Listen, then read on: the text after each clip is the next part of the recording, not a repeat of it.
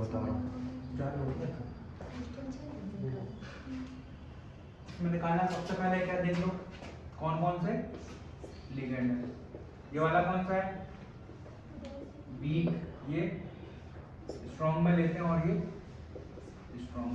अब पूरे overall compound में ये देखना है कि लिगेंड कौन कौन से दिए हैं। अगर वीक है और स्ट्रॉन्ग है तो हमें स्ट्रॉन्ग के अकॉर्डिंग इसका सब चीजें देखनी है, क्या पेयरिंग होगी नहीं होगी। अब स्ट्रॉन्ग के अकॉर्डिंग देखना है, स्ट्रॉन्ग का क्या करवाता है, पेयरिंग कराता है, पेयरिंग करवाएगा। और आउटर फील्ड होगा कि इनर फील्ड होगा, अंदर की पेयरिंग होगी अंदर वाली, है ना। कौन कौन से इसमें दे रखे लिगेंड हमने, मोनोवैलेंट है कि कौन से, एक दंतोड़, दो दंतोड़, बहुदंतोड़, कौन से है ये लिगेंड। इसमें लिगेंड कौन कौन से दे रखे हैं सभी। H2O कौन सा है, मोनोडेंटेड है, ठीक है। NH3, अरे मोनोडेंटेड, बाइडेंटेड, ट्राई और पॉलीडेंटेड भूल गए, तो फिर बताओ ना इनमें से। याद है, उसमें से एक भी नहीं लग रहा। H2O अरे मोनोडेंटेड मतलब एक लोन पेयर देने वाले, तो वाटर एक देता है, अमोनिया भी एक देता है और साइनाइड भी एक ही देता है बेटा। हाँ गए। अब गिन लो, इसमें कोऑर्डिनेशन नंबर निकालना है। इसमें सबसे पहले देखो कोऑर्डिनेशन नंबर इसका कितना हो जाएगा, जितने टोटल ओवरऑल लोन पेयर एक एक करके अगर ये दे रहा है एक, तो ये 3 है तो 3 हो जाएगा, 3 और 2 5 और 1 6। टोटल जो कोऑर्डिनेशन नंबर होगा वो कितना होगा, 6 होगा। ठीक। ऑक्सीडेशन स्टेट कैसे निकालेंगे, देखो ऑक्सीडेशन स्टेट निकालते हैं पहले जो पुराने मेथड से होते हैं। इसको x मान लो, इसके कारण कितना होता है 0, इसकी वजह से भी 0, इसकी वजह से क्या होगा -1 है ना, माइनस का मान होता है 1 होता है, इक्वल टू प्लस। ये इधर जाएगा क्या हो जाएगा, प्लस का हो जाएगा तो +3 आएगा।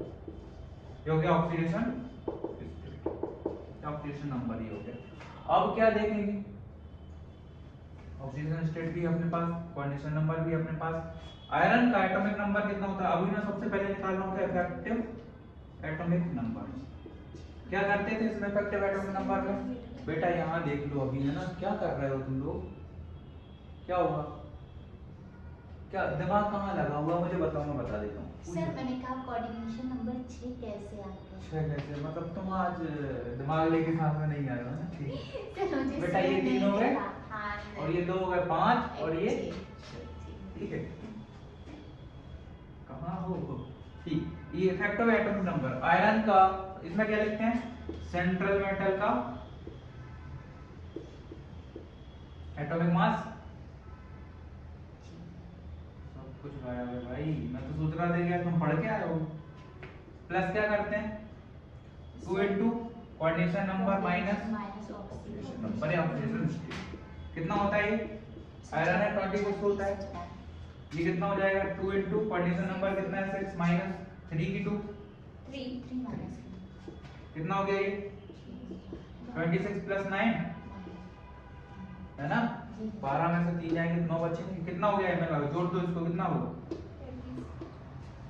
कितना फिर से कितना हो रहा है 30 पक्का। हाँ सर। 35। अब एक बात बताओ, ये आया 35 और जो एक इनर्ट गैस होती है कौन सी, क्रिप्टॉन का होता है ना 36। 36 अगर आ जाता तो हम क्या बोलते कि ये स्थायी है, क्योंकि ऑक्टेट है, इसका मतलब इसने क्या इनर्ट गैस का जो कॉन्फ़िगरेशन होता है वो प्राप्त कर लिया। लेकिन यहाँ पर ऐसा नहीं हुआ, इसका मतलब क्या हुआ, ये अस्थायी हुआ। कंपाउंड अगर देखते हैं हालांकि बन जाएगा लेकिन अस्थायी होगा, वैसे तो नहीं बनता, ये मैंने अपने अकॉर्डिंग बना के दिया। तो चलो ठीक, इससे हमें ये चीज समझ पड़ी। अब आते हैं हम, अब देखते हैं कि इसमें कौन कौन से थे। ये स्ट्रॉन्ग थे, स्ट्रॉन्ग के अकॉर्डिंग सब कुछ करना था। इसमें नंबर ऑफ अनपेयर्ड इलेक्ट्रॉन्स देखते हैं। अब अनपेयर्ड इलेक्ट्रॉन्स देखने के लिए क्या करेंगे, आयरन कितना है 26 नॉर्मल स्टेट में होता है, सब कुछ निकाल दिया हाइब्रिडाइजेशन के साथ में, +2 और ये कितना ओवरऑल इसका कितना है +3 ऑक्सीडेशन स्टेट है। +3 ऑक्सीडेशन स्टेट मतलब 3 इलेक्ट्रॉन इसमें से निकल गए तो 23 बचा। अब 23 को भरते हैं कैसे, R1 में कितने 18, उसके बाद में 3d और 4s तो 2 हो जाएगा और 3d में 6 होने थे, इसके लिए इसका भी देता हूं नॉर्मल 3d 6 और 4s 2 होता। लेकिन यहां से 3 इलेक्ट्रॉन निकलेगा तो इसमें कितने जाएंगे 0 और d में 5। पहले किससे निकलते हैं इलेक्ट्रॉन, अब ऐसे नहीं करते हाँ हैं, ऐसे हाँ, ऐसे नहीं करते हैं। अब यहाँ पे आते हैं, इसकी नॉर्मल स्टेट लिखते हैं या ग्राउंड स्टेट बोलते हैं इसको, ठीक। इसके लिए हम डी को लिखते हैं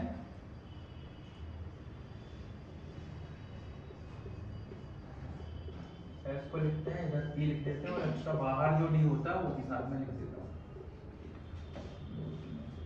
स्प्लिटिंग पता है कैसे कर देते हैं, तो स्प्लिटिंग के फॉर्म में लिखते हैं। ये ऑक्टाहेड्रल है कि टेट्राहेड्रल है? 6 कोऑर्डिनेशन नंबर वाले ऑक्टाहेड्रल होते हैं, टेट्राहेड्रल अष्टफलिकी या फिर चतुष्फलिकी। तो स्प्लिटिंग करने T2G कहाँ आएगा और EG कहाँ आएगा? नीचे नीचे क्या होगा? T2G ऊपर EG। इस तरीके से स्प्लिटिंग होगी। अब इसमें इलेक्ट्रॉन कितने टोटल? 5। स्ट्रॉन्ग है इसमें, तो स्ट्रॉन्ग है तो क्या करवाएगा? पेयरिंग करवाएगा। तो देखते हैं 1 2 3, चौथा इलेक्ट्रॉन इधर जाएगा किधर? नीचे आएगा T2G में। 4 और 1 5। कितने अनपेयर्ड इलेक्ट्रॉन दिख रहे हैं अभी? एक दिख रहा है ना, ये हो गया एक अनपेयर्ड इलेक्ट्रॉन। हमें अभी हम संक्रमण अवस्था भी पढ़ेंगे, इसकी एक्साइटेड स्टेट भी पढ़ेंगे, तब भी कोई चेंज नहीं आने वाला उसमें। बस यहाँ के जो इलेक्ट्रॉन तो ऑलरेडी 0 तो गायब, ये तो खाली है ना। हमें क्या चाहिए? अंदर वाला डी ऑर्बिटल खाली मिले। अगर अंदर वाला खाली मिलेगा तो हमें उसकी जरूरत है, कोई दिक्कत नहीं, आराम से उसमें से उसको हम संक्रमण में पार्टिसिपेट वो कर जाएगा, ठीक। तो ये है ऑलरेडी डी अपने पास, यहाँ से एस भी और पी भी, इसकी जरूरत नहीं पड़ेगी। इससे बस ये पता चल गया हम क्या है इसमें अनपेयर्ड इलेक्ट्रॉन है और कितने हैं? एक। तो मैग्नेटिक मूवमेंट बिना सोचे समझे कितना हो जाएगा? बिना कुछ सोचे 1.9 के समथिंग कर लो, 1.98 लिखते हैं या 1. मतलब तुम्हें करना है कि 2 के पास वाला लेकिन 2 से कम होना चाहिए, है ना। अगर 2 होता तो कितना होता? 2.98। अब आते हैं इधर इसकी हाइब्रिड स्टेट में। हाइब्रिड स्टेट कैसे बनेगी? कुछ नहीं, खाली जो दिख रहा है उनमें भर देते हैं इलेक्ट्रॉन। ये 2D वाले इसमें आ जाएंगे इलेक्ट्रॉन, उसके बाद में S में आ जाएंगे, उसके बाद में ये क्या है? P है, ये क्या है? S है, ये क्या है? D है। D में आएंगे तो कितना होगा? कौन आएगा इससे? अब सभी हैं, कितने लिगेंड है टोटल? 6 हो गए इधर 6। 6 में क्या जाएंगे? Lone pairs. किस किस के? 3 वाटर है, 3 वाटर है ना, 1 2 और 3, ये लोन पेयर्स इधर से चले जाएंगे इनके अंदर।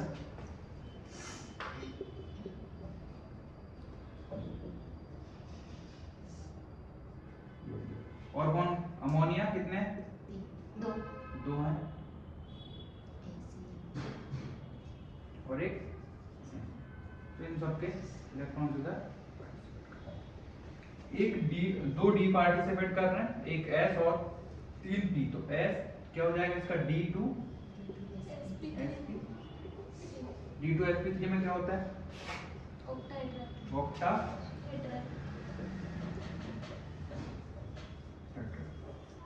ऑक्टाहेड्रल हो गया। चलो अब इसमें और क्या बचा है? ये भी हो गया मैग्नेटिक मोमेंट। हाँ, एक और चीज बची है, आइसोमेरिज्म। समावयवता कैसे लिखोगे इसमें? कौन सी हो सकती है? थोड़ा सा दिमाग लगा के देखो, कोशिश करो। हमें देखना था ऑक्टाहेड्रल में कम से कम 2 अलग होने चाहिए, तो हमें 2 अलग तो दिख रहे हैं ना, 3 दिख रहे हैं इसमें। तो उसमें संभावनाएं है क्या बनने की? कोशिश करके आयरन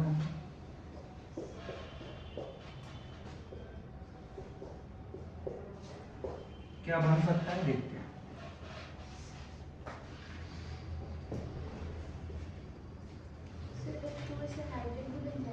क्या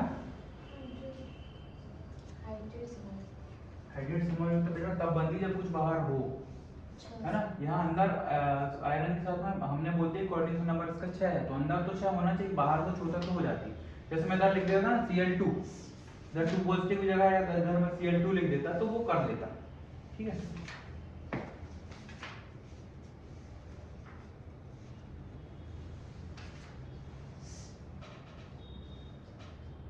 क्या लगता है इसमें कुछ समझ आ रहा है कि समावयवता है कि नहीं? सर एक CN होता है तो होता क्या होता? एक और CN है ना, 2 एक और CN नहीं, फिर CN का तो फिर आएगा तो लेंगे ही नहीं, एक H2 का देखेंगे। हम कुछ दो देखते हैं जो दो हैं अपने पास, ये दो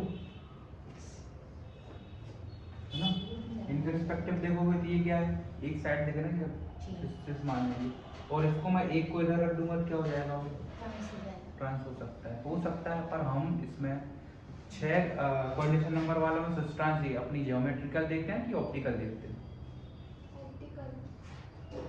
ज्योमेट्रिकल या ऑप्टिकल, ये भी भूल गए, ऑप्टिकल लिखा हुआ देखो 6 वालों में ऑप्टिकल देखते हैं, इसको याद है, मुझे लग रहा है इसमें पढ़ा है भाई। हाँ सही बोल रहा हूँ आज, तो उसमें देखते हैं। इसमें समाव्यवस्था देखने की जरूरत नहीं है क्योंकि तुम्हें समाव्यवस्था इसमें पूछेंगे भी नहीं, आएंगे। इतने क्वेश्चन बनेंगे इसमें से ये वाले, इनको तुम्हें ध्यान रखना है। और कौन सा हो सकता है इसमें संभावना, इसका नाम तो बता दो, नाम बता दो, अच्छा नाम क्या हो सकता है, क्या लगता है क्या नाम होगा इसका, बस इसको बंद करने दो मुझे, तब तक तुम नाम बताओ इसमें। मैं दिख रहा था कि नहीं दिख रहा था।